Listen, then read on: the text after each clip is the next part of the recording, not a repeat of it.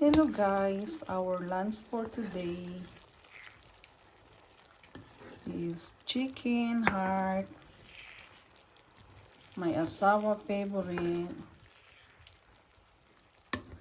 with tomatoes, paprika, bell pepper, and carrots,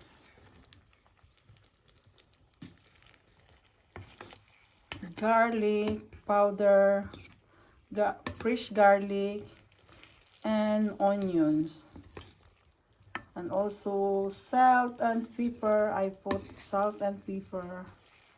Yummy, yummy. Favorite talaga to ni asawa. Then I also put oregano, fresh oregano.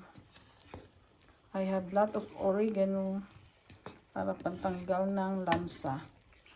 Tara guys, kain tayo. Let's eat.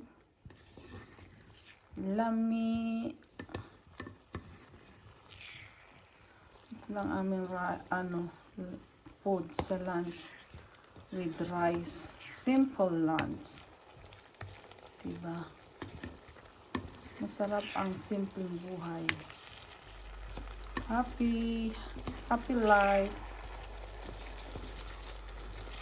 and happy family.